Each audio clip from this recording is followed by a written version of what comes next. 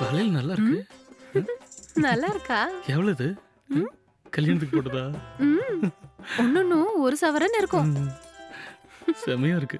ம், அப்புறம் அ, ம், யார் இந்த நேரத்துல வந்து கதவை தட்டுறது? ஆ, நீங்க இருங்க, நான் போய் பார்த்துட்டு வரேன். இல்ல இல்ல வேண்டாம். ம், எனக்கு தெரிஞ்சவங்க தான் யாராவது வந்திருப்பாங்க. நானே போய் பார்த்துட்டு வந்துடுறேன். ம்.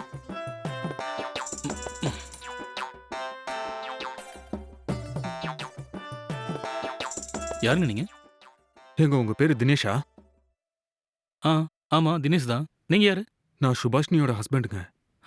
சுபாஷினியோட ஹஸ்பண்டா? ஆமா, ஆ, சுபாஷினியோட ஹஸ்பண்ட் தான். அவளை நீங்க தான் கூட்டிட்டு வந்து வச்சிருக்கீங்கல்ல? என் பொண்டாட்டி என் கூட அனுப்பிச்சு வச்சிருக்கீங்களா? சுபாஷினியை நான்லாம் இங்க கூட்டு வரலங்க. சுபாஷினியா தான் என்ன தேடி இங்க வந்தா. சரி பரவாயில்லங்க, அவளை என் கூட அனுப்பி வச்சிருங்க. ஆ, வெயிட் பண்ணுங்க. சுபாஷினியை நான் இங்க கூப்பிடுறேன். அவகிட்ட நீங்களே பேசி பாருங்க. வேண்டாங்க, ஆ, நீங்க சொன்னாதாங்க அவ கேப்பா. நீங்களே பேசி அனுப்பி வைக்கிறீங்களா? ஆ, ம், என்னங்க யோசிக்கிறீங்க? தயவு செஞ்சு என் பொண்டாட்டி என் கூட அனுப்பி வச்சிருங்க. அவ உங்க கூட வந்ததுக்கு அப்புறம் ஃபேமிலில நிறைய பிரச்சனை ஆயிடுச்சுங்க. நீங்க லவ் பண்ண விஷயத்த என்கிட்ட சொல்லாம அவளை எனக்கு கல்யாணம் பண்ணி வச்சுட்டாங்க. அவ பாட்டுக்கு உங்க கூட வந்துட்டா.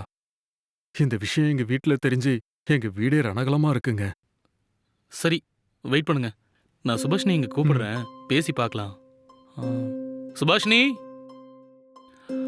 சுபாஷினி. வரேன். ஆ, நான் இங்க இருக்கிறது உங்களுக்கு எப்படி தெரியும்? சுபாஷினி, என் கூட வந்துரு. ஃபேமிலில எல்லாரும் ரொம்ப கவலைப்பட்டுட்டு இருக்காங்க. நீங்க 2 பேரும் லவ் பண்ண விஷயத்த என்கிட்ட சொல்லாம மறைச்சது உன்னோட தப்பு தான். இப்ப கல்யாணமான ஒரே மாசத்திலேயே இவர் கூட வந்து வாழ ஆரம்பிச்சிட்ட. இப்ப என்ன பாக்குற ஒவ்வொருத்தரும் கண்டபடி பேச ஆரம்பிச்சிட்டாங்க. நீங்க 2 பேரும் லவ் பண்ண விஷயத்த கல்யாணத்துக்கு முன்னாடி என்கிட்ட சொல்லிருக்கலாம்ல. கல்யாணம் ஆனதுக்கு அப்புறம் நீ இப்படி பண்றது சரியே இல்ல. சொந்தக்காரங்க மட்டும் இல்ல, பாக்குறவங்களா காரி துப்புறாங்க. தயவு செஞ்சு என் கூட வந்துடுறியா? இல்லங்க, என்னால வர முடியாது. நான் இவரு கூட தான் வாழ போறேன். நானும் இவரும் 5 வருஷமா உயிருக்குயிரா காதலிச்சிட்டு இருந்தோங்க. எங்க லவ் மேட்டர் எங்க வீட்ல சொன்னப்போ எங்க காதலை ஏத்துக்காம என்ன உங்களுக்கு கல்யாணம் பண்ணி வச்சுட்டாங்க.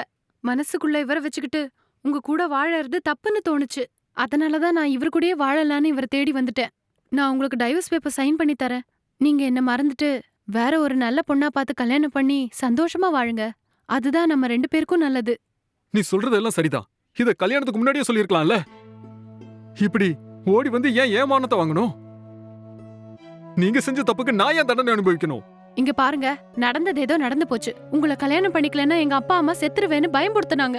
அதனாலதான் நான் அன்னைக்கு கல்யாணத்துக்கு ஒத்துக்கிட்டேன். இங்க பாருங்க, நான் உங்களுக்கு டைவர்ஸ் தரேன். வேற நல்ல பொண்ணா பார்த்து கல்யாணம் பண்ணிக்கோங்க. என்னை என் லவ்வர் கூட நிம்மதியா வாழ விடுங்க. இதுக்கு மேலயும் இங்க வந்து தேவையில்லாம என்ன தொந்தரவு பண்ணாதீங்க. முதல்ல இங்க இருந்து கிளம்புங்க.